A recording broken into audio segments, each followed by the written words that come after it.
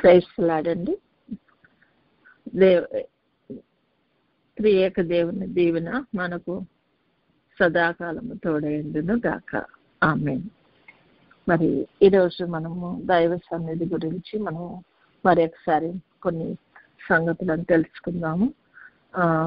దైవ సన్నిధి అనగా అంటే దేవుడు ఉండే స్థలము అని, దేవుని దగ్గర మనం వారు ఉండే స్థలం అని మనము కూడా గుర్తించవచ్చు. దేవుని సముఖంలో అంటే ఆయన ఎదురుగుండా ఉండటం అనేది దేవుని ఉనికి, అంటే దేవుడు మనతో ఉన్నాడు అనేటువంటి ఆ సంగతిని కూడా మనం గుర్తించగలగటం. అలాగే దేవుని ముఖాన్ని మరి ముఖాముఖిగా దేవుని చూచిన మోషే వంటి ప్రవక్త అంటారు కదా, అలాగా దేవుని ముఖాన్ని చూడగలిగినటువంటి ఆ యొక్క ప్రదేశము. అలాగే మరి దేవుని దృష్టిలో మరి దేవునికి దగ్గరగా మరి ఉండటం అనేది కూడా మరి దైవ సన్నిధి అనే దాన్ని మనం గ్రహించవచ్చు. ఈ దైవ సన్నిధిలో ఉండటం కొరకు కొంతమంది భక్తుల గురించి మరి ఒకసారి మనం మాట్లాడుకుందాం. ఎందుకంటే ఈ దైవ సన్నిధి అనేది దేవుడు మనకి ఇచ్చారు. మనకి ఇచ్చిన తర్వాత అసలు అది ఏంటి అనేది కూడా మనం గ్రహించాలి. ఎవరెవరు ఏ విధంగా దైవ సన్నిధిలో ఉండి ఎన్ని దీవెనలు పొందారో, ఎన్ని వరాలు పొందారో మరి అది కూడా మనము గ్రహించగలుగుతూ ఉంటాం. కాబట్టి మనం ఈ దీంట్లో ఒక 3 పాయింట్లను ఈరోజు మాట్లాడుకుందాం. మొట్టమొదటిది ఏంటంటే దైవ సన్నిధిలో నిలిచిన వారు. కొంతమంది భక్తులు దైవ సన్నిధిలో నిలిచిన్నారట. అలాగే దైవ సన్నిధిలో ఉండి దేవునితో పాటు నడిచిన వారు ఉన్నారట కొంతమంది. అలాగే దేవుని సన్నిధి నుండి పారిపోయిన వాళ్ళు కూడా ఉన్నారట. కాబట్టి ఈ 3 విషయాల గురించి ఈరోజు ప్రభు మనతో మాట్లాడబోతున్నారు. దేవుని వరాలతో కూడిన సజీవమైనటువంటి నిధి ఉన్నటువంటి, నిధులతో నిండి ఉన్నటువంటి, మరి అలాగే దీనులకు ఆశ్రయంగాను, భక్తులకు మరి దివ్యమైన సహవాసము అంటే పాఠశాలగా మరి మన దేవుడు మనకి ఇచ్చినటువంటిది మనకి సన్నిధి. అలాగే పరిశుద్ధులు ఉండేటువంటి స్థలము, పరిశుద్ధులు నివాసం చేసే స్థలము కూడా మరి దైవ సన్నిధిగా మనం గ్రహించవచ్చు. మరి అన్ని సంపదల కన్నా సన్నిధి అనే సంపద చాలా గొప్పది అని ఒక దైవజనుడు చెప్తా ఉన్నారు. మరి మనకి బోల్డన్ని ఉండొచ్చు మనకి ఈ లోకంలో, మరి ఆస్తులు ఐశ్వర్యాలు ఎన్ని ఉన్నప్పటికీ ప్రభు సన్నిధిలో ఉన్నటువంటి ఆ యొక్క గొప్ప భాగ్యము మరి ఎన్ని ఉన్నా కూడా మనకి రాదు. అటువంటి శాంతి కానీ, సమాధానం కానీ, మరి ధైర్యం కానీ, మరి ప్రభు మీద ఉన్నటువంటి ఆ విశ్వాసం వృద్ధి పొందించడం కానీ, మనకు రాబోయే విషయాల గురించి భయపడాల్సిన అవసరం లేని పరిస్థితులు ఉండాలంటే కూడా ఈ దైవ సన్నిధి అనేది మనకు చాలా ఉపయోగపడుతుంది అనమాట. అంటే సన్నిధి అంటే ప్రభు పాదాల దగ్గర కూర్చోటం, మరి ఆయన రూపంలోకి మనము మార్చబడటానికి మనము ప్రయత్నిస్తున్నటువంటి ప్రదేశం అనమాట. మరి ఇప్పుడు ఒక కారు ఉందనుకోండి, కారు చాలా మురిగ్గా ఉంది అన్నంటే ఏమంటారు, దాన్ని తీసుకుని వెళ్ళి అక్కడ కారు వాష్ ప్లేస్లో పెడితే మరి శుభ్రంగా దాన్ని శుభ్రపరుస్తారు. అంటే అటువంటి మరి పరిశుద్ధమైన, అంటే అది పరిశుద్ధం అని నేను చెప్పను, అది శుభ్రపరిచే ప్రదేశం. కాబట్టి దైవ సన్నిధిలో కూర్చున్నప్పుడు మనకి అటువంటి శుభ్రపడే స్థితి కూడా మనకు కలుగుతుంది అనమాట. మరి సన్నిధిలో కూర్చున్నప్పుడు మనకి మేఘంలోకి ఎత్తబట్టకు మనం సిద్ధపడుతున్నాం. ఒక కడగటమే కాకుండా మనలను ఒక రూపంలోకి తీసుకొని వచ్చేటువంటి ప్లేస్ దైవ సన్నిధి అని కూడా చెప్పుకోవచ్చు అనమాట. ఈ సన్నిధిలో కూర్చున్నప్పుడు మనకు మేఘంలోకి ఎగిరి వెళ్ళటానికి కావాల్సిన రెక్కలు కూడా ప్రభు మనకు దయచేస్తారట. మరి ఏదన్నా ఎగిరి మరి వెళ్ళాలంటే, మరి మేఘంలోకి ఎగరాలంటే మనం ఏం చేయాలండి, మనకు రెక్కలు ఉండాలి. అవి రెక్కలు ఎలా వస్తాయండి? మనుషులకు రెక్కలు ఉండవు కదా, పక్షులకు అయితే ఉంటాయి. కానీ దైవ సన్నిధిలో ఉన్న వాళ్ళకి అటువంటి మరి ఆత్మీయమైనటువంటి రెక్కలను దేవుడు మనకు దయచేస్తాడంట. మరి ఇంకోటి ఏంటంటే ప్రభు సన్నిధిలో ఉన్నప్పుడు అన్నిటినీ మర్చిపోయి మరి ప్రభు వద్ద ఉండి మరి ఆయన సన్నిధిలో మరి మనకి ప్రతిది కూడా ఆయనతో సంభాషించడమే ఈ యొక్క దైవ సన్నిధి యొక్క గొప్పతనం అనమాట. మరి పెండ్లి కుమార్తెగా కావాల్సిన వాళ్ళు ఏం చేస్తారంటే వారంట చాలా గొప్ప భాగ్యవంతులంట. ఎందుకంటే పెండ్లి కుమార్తె లక్షణాలను పొందుకోవాలంటే మనకు పెండ్లి వస్త్రం కావాలి, నగలు కావాలి, మరి ఆ రూపం, మరి పెండ్లి రూపం రావాలి. ఇవన్నీ రావాలంటే మనము దైవ సన్నిధిలో కూర్చుంటే చాలంట. కాబట్టి ఇట్లా మరి ఇటువంటి గొప్ప సన్నిధి అనేటువంటి భాగ్య నిధులు మనమందరం కూడా అలవాటు చేసుకుని మనం కూర్చున్నట్లయితే మనం ఇవన్నీ కూడా సంతరించుకోవచ్చు అని కూడా మనం నేర్చుకోవచ్చు. మరి సన్నిధి పరులైన వారు మరి భూలోక సన్నిధిలో ఉంటే, అంటే ఈ లోకంలో ఉన్నప్పుడు మనం సన్నిధిలో గడిపినట్లయితే పరలోకపు నీడంట మన మీద పడుతుందంట అని ఒక భక్తుడు చెప్తా ఉన్నారు. అంటే పరలోకంలో ఉన్నటువంటి దేవుని దూతలు అందరూ కూడా మన దగ్గరకు వచ్చేస్తారంట. ఎందుకంటే మనము ఆయన నామంలో కూర్చున్నాం కాబట్టి దైవ సన్నిధిలో ఉన్నప్పుడు మనం దేవునికే పని పెడతామంట. ఏంటంట, మనం ఏం చేస్తున్నా కూడా మన కొరకు వచ్చిన మన కొరకు ఈ లోకానికి రావటం, మరి తర్వాత మన మనవలను ఆలకించటం, మనం అడిగిందల్లా ఇవ్వటం, మనం పాపాలు ఒప్పుకుంటే దాన్ని ఆయన మరి క్షమించటం, తర్వాత దాన్ని మనలను కడిగి పవిత్రపరచటం, ఇట్లాగా ప్రభు అన్ని కూడా మరి శ్రద్ధగా దగ్గర ఉండి ఆలకించే పరిస్థితి కూడా మనము దేవుడు చేస్తాడట. కాబట్టి మనము దైవ సన్నిధిలో ఉండి దేవుని యొక్క దీవెనలను పొందుకొని దేవుని రూపంలోకి మారుకునేటువంటి ఈ యొక్క సన్నిధి గురించి ఒక 3 విషయాలు మాట్లాడుకుందాం. మొట్టమొదటిగా దైవ సన్నిధిలో నిలిచిన వారు. మరి మొదటి రాజుల గ్రంథము 17:1 ఉంటుంది. గిలాదు కాపురస్తుల సంబంధియు తిప్షీయుడైన ఏలియా ఆహాబు నద్దకు వచ్చి, ఎవరి సన్నిధిని నేను నిలబడి ఉన్నానో, ఇశ్రాయేలు దేవుడన్న యెహోవా జీవము తోడు నా మాట ప్రకారము కాక ఈ సంవత్సరంలో మంచైనను వర్షమైనను పడదని ప్రకటించాడంట.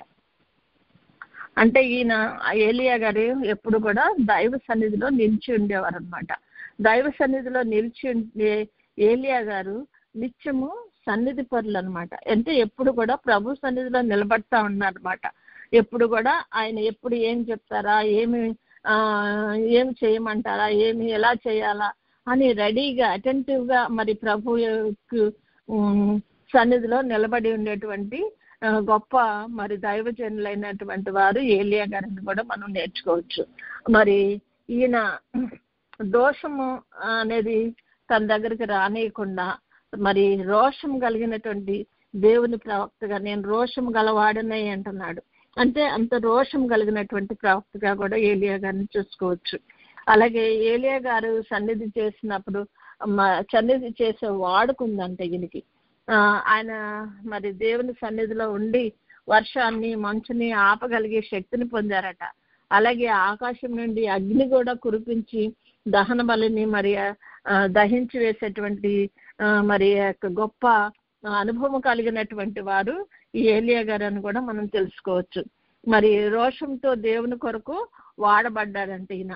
కాబట్టి దేవుని సన్నిధిలో మరి తయారైన అగ్ని పిడుగుగా కూడా ఉన్నారని మనం గ్రహించవచ్చు అనమాట. అలాగే మన యేసు ప్రభు వారు కూడా ఈ లోకంలో ఉండగా కొన్ని మరి ఇలాంటి లక్షణాలు, ప్రభు యొక్క లక్షణాలు ఉన్నాయి. ఏంటంటే ఈ ఏలియా గారు మరి ప్రభువుని పోలి నడుచుకున్నారు. అంటే ప్రభు ఏ విధంగా ఈ లోకంలో ఉన్నప్పుడు చేశారో ఆ విధంగా ప్రభు పుట్టక ముందే ఎన్నో సంవత్సరాల క్రితము మరి భక్తులైన వారందరూ కూడా దేవుని పోలి నడుచుకోవాలా, దేవుని చిత్తాన్ని నెరవేర్చడానికి మనం ఇట్లా ఉండాలా, దేవుని కొరకు ఏం చేయాలా అన్నది వాళ్ళందరూ కూడా ఒకప్పుడు ప్రయత్నించిన వారు అనమాట. కానీ ప్రభు అంతగా చేయకపోవచ్చు, కానీ వారందరూ మనుషులు కాబట్టి. కానీ మన ప్రభు ఈ లోకంలో ఉండగా పెందలకడ లేచి చాలా చీకటి ఉండగానే బయలుదేరి అరణ్య ప్రదేశానికి వెళ్ళి అక్కడ ప్రార్థన చేయించుండేనంట.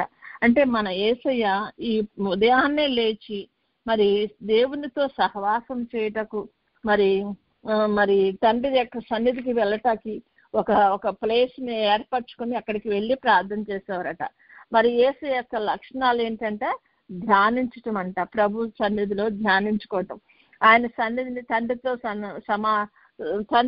కలిసి సహవాసం చేసేటువంటి లక్షణం అన్నమాట. మరి ఆ సన్నిధి లక్షణము మరి ఆయన సన్నిధిలో కూర్చున్న మనకు కూడా రావాలని ప్రభు కోరుకుంటున్నాడు. ఎందుకంటే మనము ప్రభు రూపంలోకి మారటం మరి చాలా ముఖ్యమైన విషయం. ఎందుకంటే ఆయన పరిశుద్ధుడు కనుక మీరును పరిశుద్ధులయ్యండి అంటున్నాడు ప్రభు. అటువంటి పరిశుద్ధతలోకి మనం రావాలంటే ప్రభు మరి చేసినటువంటి లక్షణాల్లో కొన్ని అన్ని మనం చేయలేము, కానీ మన కొరకు ప్రభువే అన్ని చేసేస్తారు. కాబట్టి ఆయన లక్షణాలను అనుసరించి ఆయన వల్లే ఆయనను పోలి నడుచుకునే స్థితిని దేవుడు మనకు దయచేస్తారనమాట. దేవుని సన్నిధిలో కనపడాలంటే చందల కడ లేచే స్వభావం కలిగి ఉండాలంట. తెల్లవారు లేచి చేసిన సన్నిధి అయితే మనకు చాలా మరి బెనిఫిట్ వస్తుంది అనమాట. అంటే మనకు బాగా ఉపయోగకరంగా ఉంటుంది. ఎందుకంటే ఆ టైంలో మనకు మనోనిదానం కుదురుతుంది. ఎందుకంటే మనం ఇంకా డే స్టార్ట్ చేయలేదు కాబట్టి ఆ రోజు లెగ్గానే మొట్టమొదట ప్రభు సన్నిధిలో కూర్చుని ప్రభువుని ఎదుర్కొంటూ మరి ఆయన సన్నిధిలో సన్నిధి చేసేటువంటి మరి ఆ గొప్ప భాగ్యమును మనం కలిగి ఉంటాం అనమాట. అదే సమయంలో మనకి లేచిన తర్వాత అయితే మనము ఆ పని ఈ పని బ్రేక్ఫాస్ట్ చేసుకోవటం అని, పిల్లల్ని రెడీ చేసుకోవటం అని, ఎక్కడ పంపించడం, ఇక్కడికి వెళ్తాం, మనం వర్క్కి వెళ్తాము, లేకపోతే ఏదో పగలంతా కూడా ఏయో పనులు ఈ లోక పనులు చేసుకుంటూ ఉంటాం. కాబట్టి మరి మనం ప్రార్థన కొరకు ప్రత్యేకంగా ఒక సమయము ఏర్పరచుకుంటానికి మనకు సమయం ఉండదు. కాబట్టి చాలాసార్లు మనం ఏం చేయాలంట, మరి ఉదయాన్నే లేచి చేసుకోగలిగితే అది చాలా బెనిఫిట్.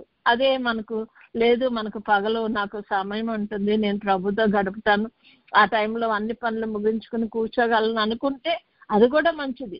అది కూడా చేయగలిగితే అది ఇంకా మంచిదే. ఎందుకంటే పగలు కూడా ప్రభు యొక్క సన్నిధిలోనే ప్రభుతో నేను గడుపుతున్నాం అనమాట. మరి నిత్య సన్నిధి అనేది ఏంటంటే ఒకవేళ ఉదయాన్నే మీరు ప్రార్థన చేసుకున్న పగలంతా కూడా ప్రభు యొక్క తలంపులతో పని చేసుకుంటే కూడా మన ప్రభు యొక్క తలంపులతో గడపవచ్చు అనమాట. ఎట్లాగా దేవుని యొక్క కార్యాల్లో మనం ఉండొచ్చు అనమాట. అంటే తెల్లవారుజామున లేచే ప్రార్థన అంటే ఉదయాన్నే లేచి ప్రభు ఆయన పెందల కడ లేచారట ప్రభు. అలాగే ఆయన ప్రతిదినము పగటి యందు దేవాలయంలో బోధించుచు రాత్రి వేళ ఒలీవ కొండకు వెళ్ళుచు కాలం గడుపుచుండాను. ఒలీవ కొండకు వెళ్ళి తండ్రితో అక్కడ సహవాసం చేసేవారట ప్రభు. అంటే ఏదన్నా మనకు సమయం దొరికినప్పుడు మనం ఏం చేయాలంట, ఏకాంతంగా తండ్రితో గడపటానికి, ఏకాంతంగా ప్రభుతో గడపటానికి మనము సమయాన్ని ఏర్పరచుకోవాల్సిన వారమే ఉన్నాం. అదేవిధంగా ప్రభు మన ఈ లోకంలో ఉండగా దేవుని గ్రంథాన్ని చదివే అలవాటు ఉందంట. లోకసువార్త 4:16 ఉంటుంది కదా, దైవ సన్నిధిలో దైవ గ్రంథాన్ని చదివే వాడుకట. ఆయన వాడుక ప్రకారము అంటారు అక్కడ. అంటే మనము బైబిల్ని కూడా ప్రతి దినము చదివే అలవాటు కలిగి ఉండాలి.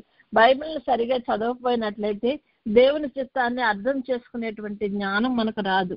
కాబట్టి బైబిల్ అనేది దేవుడు మనకు ముందుగా ఇచ్చినటువంటి ఒక గైడ్. కాబట్టి మనం బైబిల్ని చదివినట్లయితే దాని మన యొక్క జీవితం యొక్క సారాంశం ఏంటి, ఎందుకు ఉంటున్నాము, ఎందుకు దేవుడు మనల్ని క్రియేట్ చేశాడు, మనం ఏమి చేయాలి, ఈ లోకం అనేది మనకు ఒక ప్రయాణ స్థలము, జర్నీ అనేది.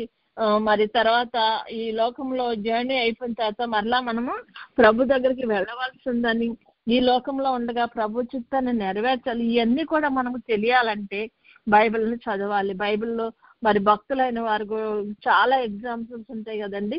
ఇక ఈ భక్తుడు ఇలా చేశాడు, ఈ భక్తుడు ఇలా చేశాడు, దేవునితో ఇలా. ప్రతి వాళ్ళు కూడా అందరికీ ఒకే మార్గం లేదు అక్కడ, ఒక్కొక్కరికి ఒక్కొక్క మార్గం ఉంది. అలాగే నీకు నాకు వేరే మార్గాలు ఉండొచ్చు. నేను వెళ్ళిన మార్గంలో నువ్వు నడవకపోవచ్చు, కానీ మనం అందరం చేసేది ప్రభు కొరకు ఎలా నడవాలి, ఏ విధంగా నడవాలి, నేను ఎక్కడున్నానో ఇక్కడ నుండి మన పరలోకానికి వెళ్ళటానికి నేను ఏం చేయాలన్నది ప్రభు యొక్క గ్రంథము మనకు నేర్పిస్తుంది అనమాట. వీళ్ళందరూ కూడా దైవ సన్నిధిలో నడిచిన వారట. మరి దైవ సన్నిధిలో నడిచిన వారు ఎవరున్నారండి? ఆదికాండము 5:21 ఉంటుంది. హానోక్ గారు దేవునితో నడిచిన వారట. దేవునితో నడిచిన తర్వాత దేవుని అతనిని కొనిపోయారట. అంటే దేవునితో ఆయన నడిచిన సంవత్సరాలు 300 సంవత్సరాలట. మరి దేవుడితో నడిచాడు కాబట్టి పాపాన్ని, లోకాన్ని, శరీరాన్ని కూడా, శరీరేచ్ఛలను కూడా ఆయన గెలవగలిగారంట. అంటే మనం దేవుని సన్నిధిలో ఉన్నట్లయితే, దేవుడితో నడుస్తూ ఉన్నట్లయితే మనం కూడా మరి మనకున్న మన పాపాలను కానీ, లేకపోతే శరీరాన్ని కానీ, అలాగే మనం ఈ లోకాన్ని కూడా మనం జయించటకు శక్తివంతులం అవుతాం. అంటే ప్రభు సన్నిధిలో ఉండగా మనకి ఏమవుతుందండి, శక్తి ఇస్తారన్నమాట ప్రభు. మరి ఆయన సన్నిధిలో ఉన్నప్పుడు మరి మొదటగా మరి మనోనిదానం కలుగుతుంది, ప్రశాంతత కలుగుతుంది. తర్వాత మనము ఆయన సన్నిధిలో ఉన్నప్పుడు గొప్ప కార్యాలు చేయగలిగే శక్తిని కూడా దేవుడు మనకిస్తాడు. అదే విధంగా మనకు మరి మన శరీరాన్ని, మన లోకాన్ని, ఈ పాపాన్ని కూడా జయించడానికి కూడా దేవుడు మనల్ని శక్తిమంతులుగా చేస్తాడు అనమాట. అటువంటి శక్తిని మనము సన్నిధిలో ఉండగా పొందుకోగలం. అదే విధంగా దైవ సన్నిధి నుండి పారిపోయిన ఒక భక్తుని గురించి మాట్లాడుకుందాం. యోనా గ్రంథము 1వ అధ్యాయము 3వ వచనంలో ఉంటుంది. ఇక్కడ యోనా గారు ఏంటంట, దేవుని సన్నిధి నుండి తర్షీషు అనే పట్టణానికి పారిపోవాలని ఓడ ఎక్కారట. అంటే యోనా గారు భక్తుడు, ఆయన ఒక దైవ సన్నిధి పరుడు, తర్వాత మరి ఒక ప్రవక్త. ఆయన మరి దేవుని చిత్తాన్ని ఎరిగిన ఒక గొప్ప దైవజనుడు. మరి దైవ కార్యాలన్నీ కూడా నెరవేర్చేటువంటి వారు. కానీ మరి దేవుని చిత్తము ఆయనకు నచ్చలేదంట. ఎందుకు? నినివే పట్టణస్థుల గురించి, మరి వాళ్ళ యొక్క మారు మనసు పొందటం గురించి ఆయనకు నచ్చలేదంట. నచ్చలేదు కాబట్టి ఏమనుకున్నాడు, నేను ఈ విషయంలో నేను దేవుని కార్యం చేయను కాబట్టి నేను పారిపోతాను అనుకుని తర్షీషుకి వెళ్ళిపోవటాన్ని ఓడ ఎక్కారంట. అంటే మనం కూడా జీవితంలో చాలాసార్లు మరి దేవుడు మనకి ఏదన్నా చెప్పినప్పుడు మనకు నచ్చదు. ఎందుకు? వాళ్ళకి ఎందుకు చెప్పాలి, వీళ్ళకి ఎందుకు మంచి జరగాలి, వీళ్ళకి ఎందుకు జరగాలని మనము కూడా చాలాసార్లు దేవుని పనిని చేయటాకు మనము చాలాసార్లు వెనుకాడుతూ ఉంటాం అనమాట. దేవుడు చెప్పింది చేయటానికి నచ్చక ఆయన సన్నిధి నుండి పారిపోయేటువంటి పరిస్థితి మనం చాలాసార్లు చేస్తూ ఉంటాం. మరి ఎందుకంటే చాలా విషయాలు మనం ఎదుటి వాళ్ళు నచ్చదు. వాళ్ళు అంత మంచోళ్ళు కాదండి, వాళ్ళు ఎట్లాగండి, వాళ్ళు అసలు చెప్పిన మాట వినరండి, వాళ్ళు మూర్ఖులండి, అట్లాగా మనము ఏదో ఒక కారణం ఎదుర్కొని ప్రభు చెప్పినట్లుగా చేయటానికి ఇష్టపడము. ఎందుకంటే అనేక మంది జనాలు పాపంలో ఉన్నప్పుడు వాళ్ళు ఏం చేస్తున్నారో వాళ్ళకి తెలియదు.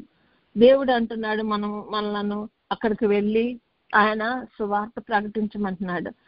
వాళ్ళ దగ్గరికి వెళ్ళటం ఏంటి, నేను వాళ్ళు అసలు ఇలాంటోళ్ళు అలాంటోళ్ళని మనం చాలాసార్లు మనం వెనుకాడుతూ ఉంటాం అనమాట. ప్రభా మనం అంకలు పడతాం, ప్రభా మీకు తెలియదు నాన్న, అక్కడ వాళ్ళు అలాంటోళ్ళు ఇలాంటోళ్ళు అనుకుంటూ మనం చెప్తా ఉంటాం. అంటే మనకు నచ్చలేదు, కానీ ప్రభువుకి చిత్తము అని తిరిగి కూడా చేయకపోతే కూడా అది శాపం అవుతుందంట. దేవుని యొక్క చిత్తాన్ని మనం ఎరిగిన వారమై దేవుడు చెప్పిన కార్యాన్ని చేయగలిగినట్లయితే ఎటువంటి పరిస్థితుల్లో కూడా దేవుడు మనకు ఒక పనికి పంపించారనుకోండి, ఒక మిషన్ ఇచ్చారు, ఇదిగో ఇది చెయ్యి అని చెప్పినప్పుడు దానికి ఏమేమి కావాలో సమస్తం కూడా అనుగ్రహించేవాడు ఆయనేనంట. మనం వెళ్తున్నాము, ఇప్పుడు దేవుడు చెప్పాడు నువ్వు ఈ ఊరు నుండి బయలుదేరి ఇంకో ఊరు వెళ్ళమన్నాడు, దానికి తగినటువంటి టికెట్ ఛార్జీలు కానీ, భోజనం కానీ ప్రతిది కూడా మనకు అనుగ్రహించేది దేవుడేనంట. ఏలియా గారు ఉన్నారు, మరి దేవుడు ఏం చేశాడండి, కాకులను పంపించి ఆహారం పంపించాడంట. నువ్వు అక్కడికి వెళ్ళు, ఆ కెరీతి వాకి దగ్గర కూర్చో అని చెప్పినప్పుడు ఈయన వెళ్ళి కూర్చున్నాడు. ఎందుకంటే దేవుడు చెప్పాడు, వెళ్ళాడు. మరి అక్కడికి వెళ్ళిన తర్వాత అక్కడ ఆహారం ఎట్లా? మనం అనుకుంటాం మనుషులుగా, అయ్యో ఇక్కడ ఉన్నానేంటి, దేవుడు ఏంటి ఇక్కడ పంపించాడు, తింటాకు తిండి కూడా లేదు, సరైన నీళ్లు కూడా లేవు అని అనుకుంటా ఉన్నాం. కానీ అది కాదు దేవుని చిత్తము. మనము దేవునికి ఎప్పుడైతే మనం ఒబే అవుతామో అప్పుడు దేవుడు మనకేం కావాలో అవన్నీ కూడా మనకు మరి మనం ఊహించని రీతిగా మనకు పంపిస్తూ ఉంటాడు. నిజమే, కాకులు ఎప్పుడైనా సరే మన చేతిలో ఏదైనా ఆహారం అంటే ఎత్తుకుపోవటమే మనం చిన్నప్పటి నుండి చూసేది అదే. కాకులు వస్తే తోలేస్తూ ఉంటాము షుష్ అనుకుంటా. కానీ అటువంటి కాకులే మరి దైవజనుని కొరకు ఆహారాన్ని తీసుకుని వచ్చి ఆయనకి ఇచ్చి ఇస్తున్నప్పుడు అసలు అది ఎంత గొప్ప అద్భుతం అండి. మరి అటువంటి అద్భుతమైన క్రియలు మన జీవితంలో మనం చేయాలి, ప్రభు చెయ్యాలి అని మనం అనుకుంటాం. ప్రభు ఇలా చేస్తే బాగుండు, అలా చేస్తే బాగుండు అనుకుంటాం. కానీ చాలాసార్లు మనం ఏం చేస్తామంటే ప్రభు చిత్తానికి విధేయత చూపం. ప్రభా నేను అక్కడికి కెరీత్ వాగ్దారికి ఎందుకు నాన్న వెళ్తాం, ఇక్కడే ఉంటాను, నువ్వు ఇక్కడికే తెప్పించు నాకు అవన్నీ అని అనుకుంటా ఉంటాం. లేకపోతే ఆ నీళ్లు కూడా ప్రభా ఇక్కడ నా సీసా ఉంది కదా దీన్ని నువ్వు నీళ్ళతో నింపు అంటా ఉంటాం. అంటే మనం ఊహించిన విధంగా జరగాలని మరి ప్రభు చిత్తాన్ని మనము చాలాసార్లు నెగ్లెక్ట్ చేస్తూ ఉంటాం. ప్రభు ఎందుకు చెప్పాడో, ఏం చేశాడో, మరి అక్కడ నీకు ఏకాంతమైన స్థలాన్ని ఇచ్చి ప్రభు సన్నిధిలో గడపటానికి దేవుడు మనకు సమయం ఇచ్చినప్పుడు మనము మరి దాన్ని విధేయత చూపుతున్నామా, అది మనకు నచ్చకపోయినా మరి ప్రభు చిత్తము అని ఎరిగి దానిని చేయుటకు మనము ప్రయత్నిస్తున్నామా? మనం ఒకసారి ఆలోచించుకుంటే మనం చేసేదానికంటే మన యొక్క ఆలోచన కంటే మనం ప్రభుకి చాలాసార్లు ఆలోచన ఇస్తూ ఉంటాం. దేవుడా ఇలా చేయకూడదా, ఇలా చేస్తే బాగుంటుంది కదా నాయన అలా చేయి నాయన, ఇదిగో నా తండ్రి నా బిడ్డలకు ప్రభా నా తండ్రి ఇదే కోర్సు చదువుకోవాలని నాకు ఆశ ఉంది ప్రభా, లేకపోతే ఇదిగో ఇలాంటి ఇల్లే నాకు కావాలని ఆశ ఉంది. కానీ మన ప్రభు అలాంటి విషయాల్లో ఉన్నప్పుడు మనకి ఏమి ఇబ్బందులు వస్తాయో, ఏమి కష్టాలు వస్తాయో మనకు తెలియదు. కానీ దేవుని చిత్తాన్ని మనం ఎప్పుడైతే విధేయత చూపుతామో అప్పుడు మనకు కలిగేటువంటి మేలులు మనం కోరుకున్నవన్నీ దొరికినప్పుడు మనం చూడం. ఎందుకంటే ఒకసారి మనకు ఒక ఆస్తి మరి ఐశ్వర్యాలు వచ్చినప్పుడు చాలాసార్లు మరి దేవుని సన్నిధిలో కూర్చుంటానికి సరైనటువంటి సమయం దొరకపోవచ్చు. ఎందుకంటే మనం చాలా బిజీగా ఉంటాము. ఈ మనకి ఇవ్వబడినటువంటి ఆ వరాలను కాపాడుకోవటానికి, ఆ దీవెలను కాపాడుకోవటానికి మరి సకల ప్రయత్నాలు ఈ లోకపరంగా చేస్తూ ఉంటాం. కానీ మన ఆత్మీయమైన స్థితిలో దేవుడు మనకిచ్చే వరాలు మరి అసలు పోగొట్టుకోలేని వరాలు, మన శాశ్వతంగా మనతో పాటు పరలోకానికి తీసుకువెళ్ళగలిగినటువంటి ఆ వరాలను మనము ఎప్పుడు కూడా గ్రహించలేము, చూడలేము కూడా.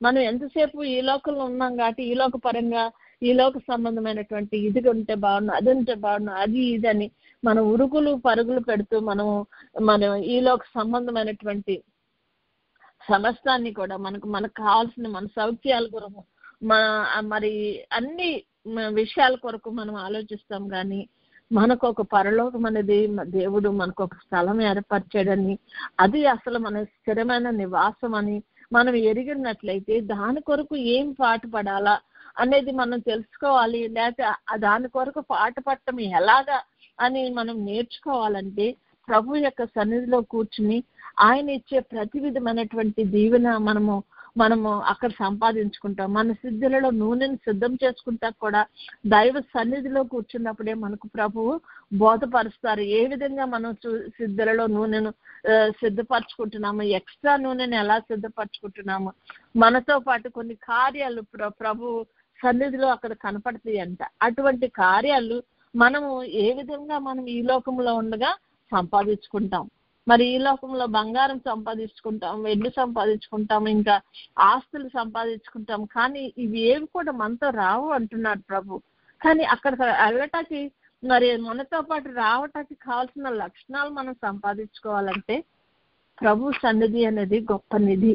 కాబట్టి ఈ నిధిని మనం పొందగలిగినట్లయితే, మన ఈ నిధిలో మనము కూర్చుని నిలబడినట్లయితే మనము ఈ లోకాన్ని జయించగలము. ఈ లోకంలో ఉన్న ప్రతి దాన్ని జయించగలము. మనకు అన్నెసరిగా వచ్చే ఈ ఆలోచనలను మనము జయించగలము. మరి ఎదుర్కొన్న ఒక మరి ఆకర్షణీయమైనటువంటి పాపాన్ని మనం జయించగలము. కాబట్టి ప్రతి విషయంలోనూ మనకు జయం కలగాలి, ప్రతి విషయంలో మనం శక్తిమంతులం అవ్వాలి, ప్రతి విషయంలో కూడా మనకు సిద్ధపాటు కలిగి ఉండాలి. దేవుడిచ్చే వరాలు అనేటువంటి నగలు మనం ధరించుకొని పెండ్లికి మార్త రూపంలోకి మనం తయారు కావాలంటే దేవుని సన్నిధి అనేది మనకు చాలా మరి ఎంతో మరి గొప్పదైనటువంటి నిధి. కాబట్టి అట్టి నిధిని మనము పోగొట్టుకోకుండా ఉండాలంటే మనము ప్రతిదినము దేవుని సన్నిధిలో కనపడగలగాలి, దేవుని సన్నిధిని మనము నిలబడగలగాలి. ఆ సన్నిధిలో ఉన్నటువంటి ఆ యొక్క అనుభవాన్ని మనము పొందగలిగి ఉండాలి. మరి నాకేమి కొదువా నాదుడు అన్న పాటలో బ్రతుకంతటను కృపాక్షేమములు వదలకుండా వచ్చు నాతో సుదినములు కలగా ఆపదలు సంపదలో మనం పాడుకుంటాం కదా. నాకేమి కొదువా నాదుడుండా బ్రతుకంతటన్ కృపాక్షేమములు వదలకుండగా వచ్చు నాతో సుదినములు కల్గా ఆపదలు సంపదలు. అంటే మనకి బతుకంతా కూడా కృపాక్షేమము మనతో వదలకుండా వస్తాయట. అదే కాకుండా మనకి సుదినాలు మంచి దినాలు వస్తాయి అన్నమాట. ఆపదలు అనేవి కూడా మనకు సంపదలుగా పరిగణిస్తాయని మనము తెలుసుకోవచ్చు అనమాట. మరి మనం ప్రతిదినము కూడా మనం చదువుకుంటాం కదా, ఏంటండి 15వ దావీదు కీర్తన. మరి దాంట్లో చెప్తున్నాడు, యెహోవా నీ గుడారంలో అతిథిగా ఉండదగిన వాడేవాడు, నీ పరిశుద్ధ పర్వతం మీద నివసింపదగిన వాడేవాడు. మరి ఆయన పరిశుద్ధ పర్వతం మీద నివసింపగలగటానికి కావాలంటే లక్షణాలు ఏంటంట? యథార్థమైన ప్రవర్తన అంట, హృదయపూర్వకంగా నిజం పలకాలంట, మరి అబద్ధాలు ఆడకూడదంట, మరి ఎదుటి వారికి కీడు చేయకూడదంట, ఎవరు ఎదుటి మాదిరిగా నింద మోపకూడదంట. మరి నీచుడు అంటే దుష్కార్యములు చేసేవాడు, మరి మారు మనసు పొందకుండా మరి వారి పాపాల్లో ఉన్న వాళ్ళు అటువంటి కార్యాలు వాళ్ళకి అసహ్యం ఉంటాయంట. మరి యెహోవా యందు భయభక్తులు కలవారిని సన్మానిస్తాడంట. మరి ప్రమాణం చేసినప్పుడు నష్టం కలిగిన మాట తప్పడంట. మరి వడ్డీలకు వాటికి ఇవ్వడంట డబ్బులు. మరి నిరపరాధిని చెరుపుటకు లంచం కూడా పుచ్చుకొనడట.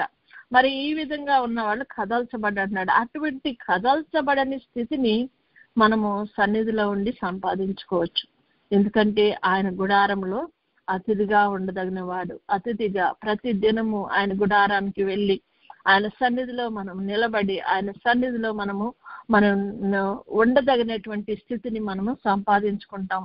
మరి ఆయన యొక్క పరిశుద్ధమైనటువంటి స్థలంలో మనం ఉండాలంటే మనము కూడా పరిశుద్ధంగా ఉండే స్థితిని దేవుడు మనకు, మన బిడ్డలకు, మన కుటుంబాలకు కలుగు చేసి మరి ఆయన యొక్క కృపలో మనల్ని అందరినీ భద్రపరిచి మరి అది నిత్య జీవానికి వారసులకు దేవుడు మనలకు సహాయం దయచేయను గాక. గాడ్ బ్లెస్ యు ఆల్ అండి.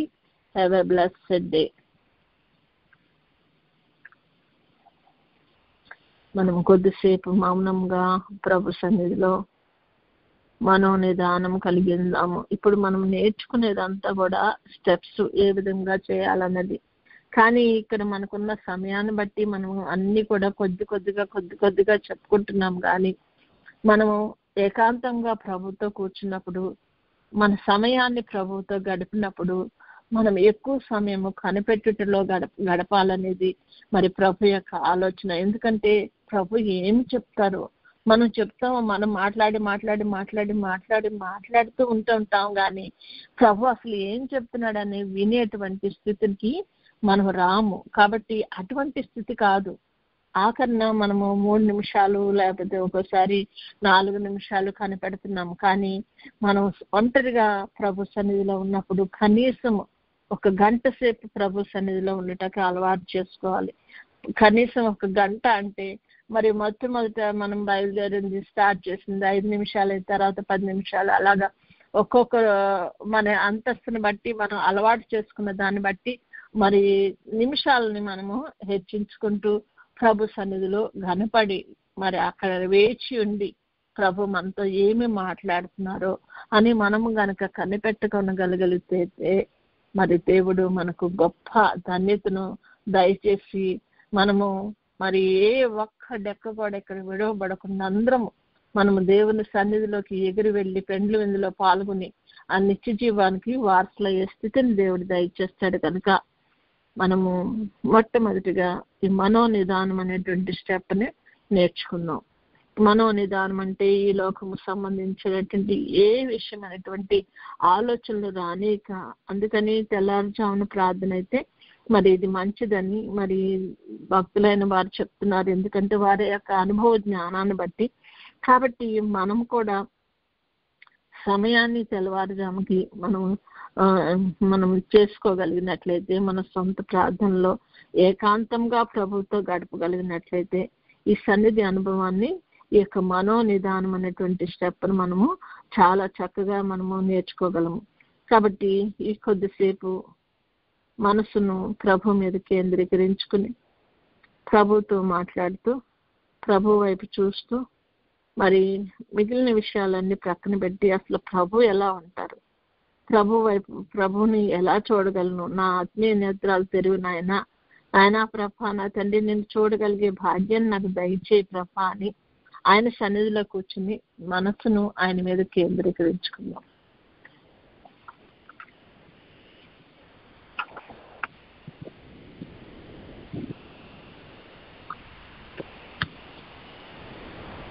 మనోనిదానం కలిగి ఆయన పాదాల దగ్గర కూర్చున్న మనము ఆయన సన్నిధిలో మన పాపములను ఒప్పుకుందాం.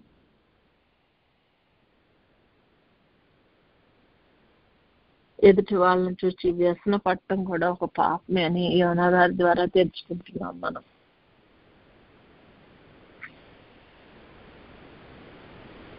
వాళ్ళకి ఎందుకు రక్షణ, వాళ్ళు అసలు మంచోళ్ళు కాదు, వాళ్ళు చెడ్డోళ్ళు, వాళ్ళు అసలు మూర్ఖులు అనుకుంటూ ఎదుటి వారి గురించి మనమే తీర్పు తీరుస్తూ అది కూడా ఒక పాపమే.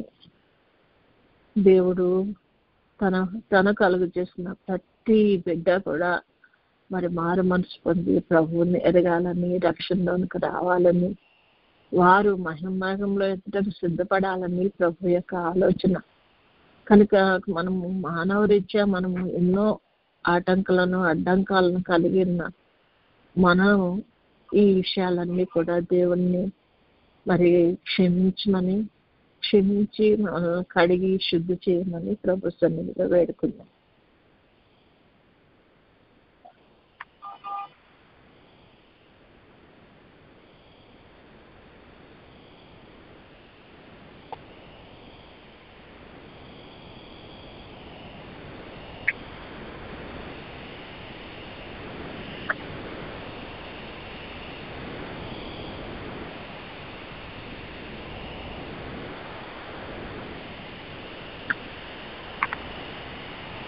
పాపములను ఒప్పుకున్న మనము తీర్మానం చేసుకున్నాం.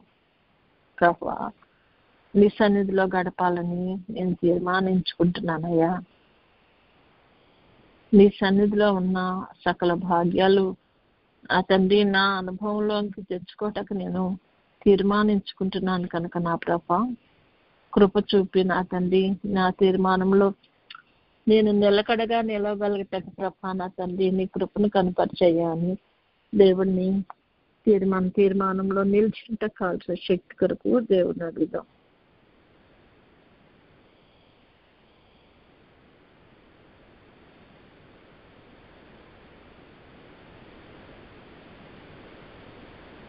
నాయన ఈ లోకము శాశ్వతమైనది కాదని తెలుసుకుని కన్నా ప్రభా నాయన ఎన్నోసార్లు వింటూ ఉన్నాం తండ్రి నాయన, కానీ దాన్ని మనసున పెట్టక దాన్ని నెగ్లెక్ట్ చేస్తున్నాం తండ్రి.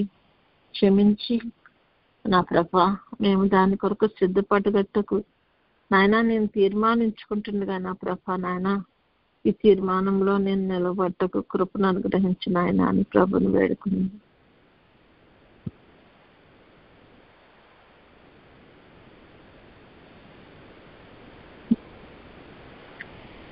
ఈ లోక పనులలో ఎంతో బిజీగా ఉన్నాను ప్రభా, కానీ నాయన తీర్మానించుకుంటున్నాను దినమునకు కనీసం 1 గంట అయినా నీ సన్నిధిలో నిలబడాలని తీర్మానించుకుంటుండగా నా ప్రభా కృప చూపు నాయన అని ప్రభుని అడుగుదాం.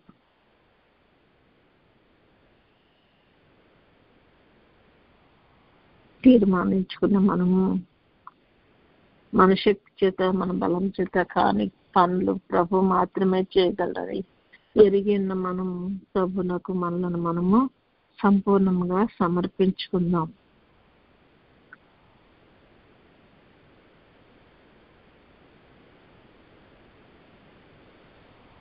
సంపూర్ణ సమర్పణ లేనట్లయితే మనం ఎన్నో కష్టాల పాలైపోతూ ఉంటాం.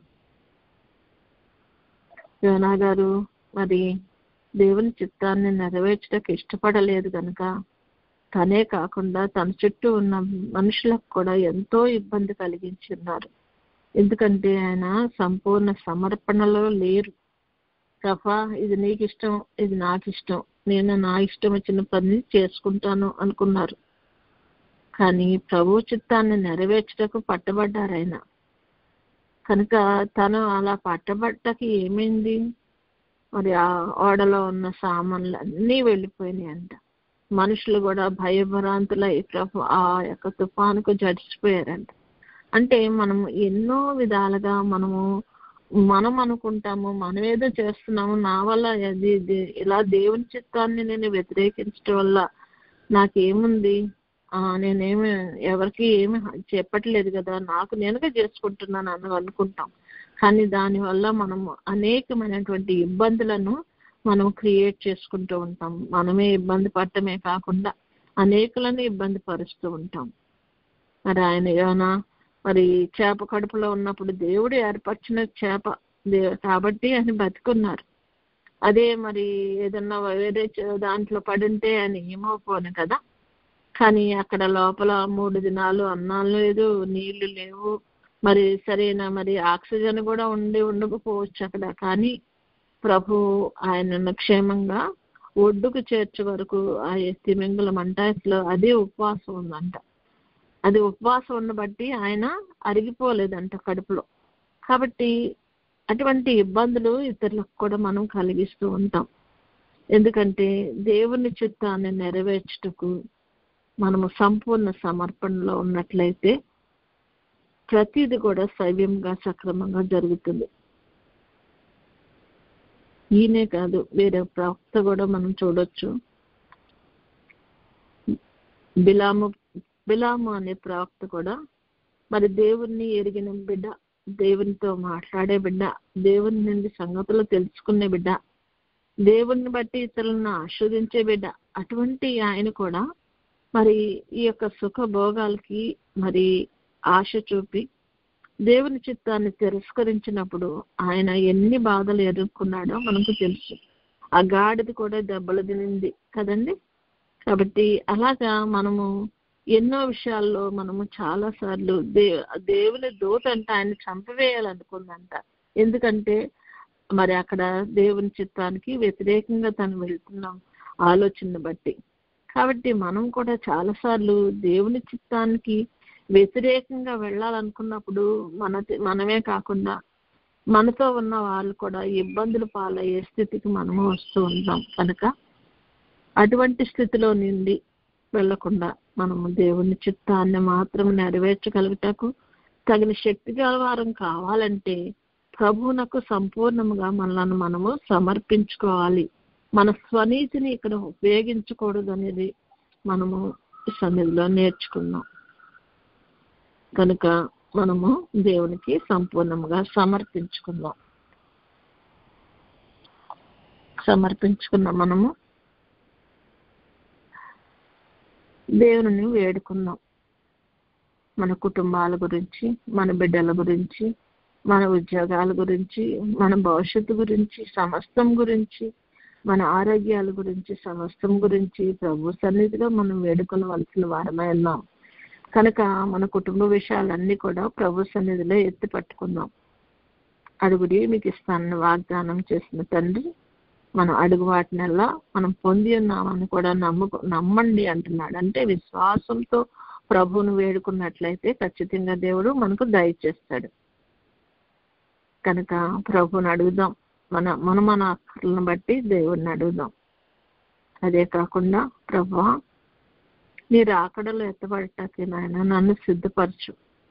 నాయన నువ్వు నన్ను ఏ అంతస్తుకు సిద్ధపడదలుచుకున్నావో ఆ అంతస్తుకు సిద్ధపడటకు ప్రభా నాయన నేను కూడా తండ్రి నీకు విధేయత చూపి నాయన నీ దగ్గర దీన మనస్సు కలిగి నువ్వు నన్ను హెచ్చించేలాగిన నేను ఉండినట్లు ప్రభా నాకు కూడా నాయన జ్ఞానాన్ని వివేచనను ప్రభా నాకు దయచేయి తండ్రి అని ప్రభుని వేడుకుందాం.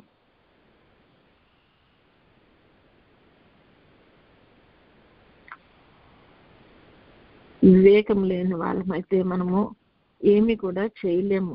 మనకు అర్థం చేసుకోలేకపోతే ఏమి పనులు మనం చేయలేము. కనుక ప్రభు యొక్క కృపను మనం అర్థం చేసుకుని దేవుడు మనలను తన రాకడకు సిద్ధపరచగలిగినట్లు ఈ రాబోయే 7 ఏళ్ల శ్రమను తప్పించుకోగలుగుటకు దేవుడు మనకు సహాయం చేయలాగున మనం ప్రభు యొక్క శక్తి కొరకు వేడుకుందాం. త్వరపడి సిద్ధపడే స్థితిని దేవుడు మనకు దయచేయలాగున మనం ప్రభుని వేడుకుందాం. మెలకువగలిగి ప్రార్థన చేసుకునే స్థితిని మనం కలిగి ఉండేలాగా దేవుడిని వేడుకుందాం.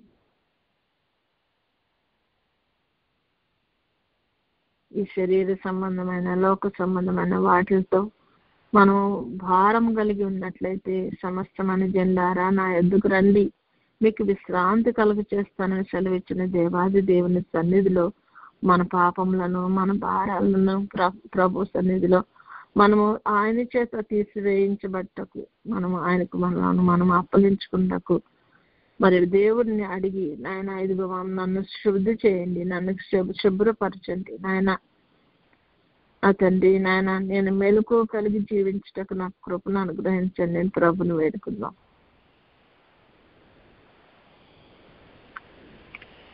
వేడుకున్న మనము ప్రభుకు కృతజ్ఞతలు చెల్లించుకున్నాం.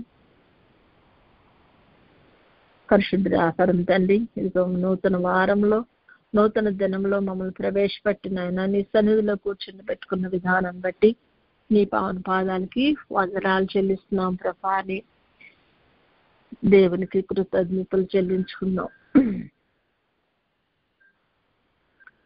నాయన నీ సన్నిధిలో మరి నాయన నిలిచి ఉండటకు తండ్రి నాయన దానివల్ల కలిగే గొప్ప భాగ్యాల గురించి ఈరోజు మేము కొన్ని నేర్చుకున్నాం నాయన.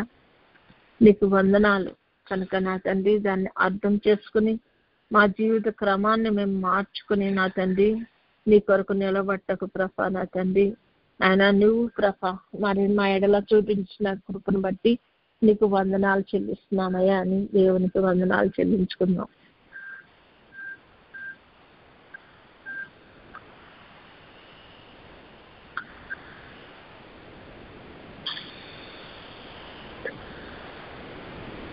మాకు వచ్చేటువంటి ప్రతి ఆపదను సంపదగా నా తండ్రి మార్చగలిగిన శక్తి గల తండ్రి నీకు కోటాను కోట్ల స్తుతులు స్తోత్రాలు చెల్లిస్తున్నామయ్యా.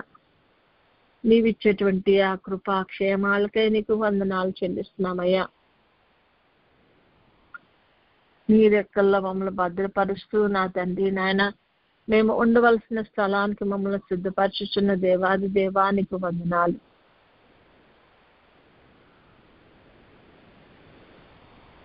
మేము మా కుటుంబాలు తండ్రి నాయన ప్రభ నీ సన్నిధిలో నా తండ్రి నిన్ను ఎరిగిన వారమై తండ్రి నాయన నీ సన్నిధిలో కూర్చున్నట్టు ప్రభ నీవు మాకు ఇస్తున్న ఈ సమయాలను బట్టి పరిస్థితులను అనుకూలపరుస్తున్న విధానం బట్టి నీకు వందనాలు స్తుతులు స్తోత్రాలయ్యా.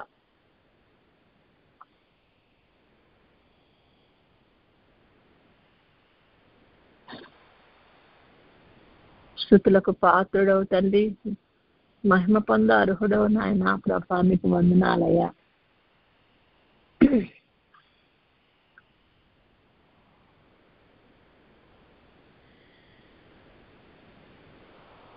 మాకు ఈ సమయం దయచేసి నీ సన్నిధిలో నా తండ్రి నాయన మేము తండ్రి నేర్చుకోవలసిన ప్రతి పాఠాన్ని మాకు దయచేస్తున్న తండ్రి నీకు స్తుతులు స్తోత్రాలయ్యా. మాకు ఇచ్చిన యేసయ్య మినిస్ట్రీస్ ని బట్టి నీకు వందనాలు ప్రభా. మినిస్ట్రీస్ లో నువ్వు మాకు అందిస్తున్న ప్రతి విధమైన పరలోకపు మన్నాను బట్టి నీకు వందనాలు స్తుతులు స్తోత్రాలు చెల్లిస్తున్నామయ్యా. అనుదినము మా గడపల ఎద్దుకు నీ వాక్యాన్ని పంపించుచున్న దేవాది దేవా నీకు కోటాను కోట్ల స్తుతులు స్తోత్రాలు చెల్లిస్తున్నామయ్యా. మమ్మలను మా కుటుంబాలను నీ రెక్కల చాటున భద్రపరుస్తూ కాచి కాపాడుతున్న తండ్రి నీకు వందనాలు స్తుతులు స్తోత్రాలయ్యా. మేము మన నడవలసిన త్రోవను మమ్మలను చేయి పట్టుకుని నడిపించుచున్న దేవాది దేవా నీకు కోటాను కోట్ల స్తుతులు స్తోత్రాలయ్యా. స్తుతులు చెల్లించిన మనము కొద్దిసేపు మౌనంగా ఉండి ప్రభు మనతో ఏమి మాట్లాడనన్నారో దాన్ని గ్రహించుటకు మనము కొద్దిసేపు మన మనసును మన దృష్టిని మన చెవులను ఆయన చెప్పబోయే మాటలను ఆలకించుటకు, ఆయన తన రూపాన్ని చూడగలిగిన స్థితికి మన కన్నులు తయారు కాగలుగుటకు, మన హృదయంతో ఆయన గ్రహించగలుగుటకు కొద్దిసేపు మౌనంగా ఉంది ఆయన తట్టు తేరి చూద్దాం.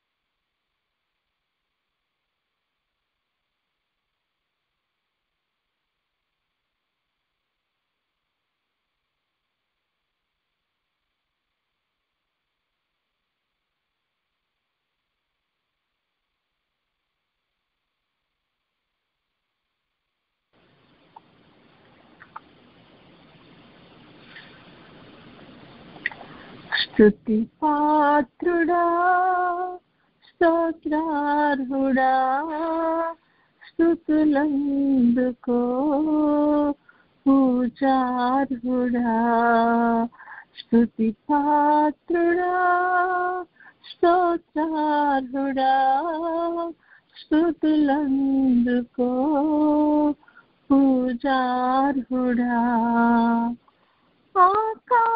ఆకాశమందు నీవు తప్ప నాకెవరున్నారు నా ప్రభు. ఆకాశమందు నీవు తప్ప నాకెవరున్నారు నా ప్రభు. స్తుతులకు పాత్రుడా, స్తోత్రార్హుడా, నీకు వందనాలయ్యా. దేవాది దేవా, పూజార్హుడవయ్యా, నీకు స్తుతులు స్తోత్రాలయ్యా. ఆయన ఇప్పటి వరకు మా కార్యక్రమం అంతటినీ ప్రభా నా తండ్రి నీకు ఇష్టమైన రీతిలో జరిపించుకున్న దేవాది దేవా నీకు వందనాలు. మేము దాన్ని మా జీవితాలకు అన్వయించుకుని నా ప్రభా ఆయన నీ వాక్యానుసారంగా నీ చిత్తాన్ని నెరవేర్చుటకు ప్రభా మేము సిద్ధపడగలుగుటకు మమ్మలను మా ప్రాణాత్మ దేహాలను నీకు అప్పగించుచుండగా నా ప్రభా నీవే దీవించి ఆశీర్వదించి మమ్మల్ని నీ కృపలో భద్రపరిచి నడిపించమని, అన్ని విషయాల్లో నీవే మహిమ ఘనత కీర్తి ప్రభావాలు పొందుకోమని, జరగబోయే పిల్లల ప్రార్థనలో కూడా మీరు తోడయండి నడిపించమని, అన్ని విషయాల్లో నీకు మహిమ ఘనత కీర్తి ప్రభావాలు చెల్లిస్తూ యేసయ్య అతి శ్రేష్టమైన నామంలో అడిగి పొందుకొని ఉన్నాం తండ్రి. ఆమేన్.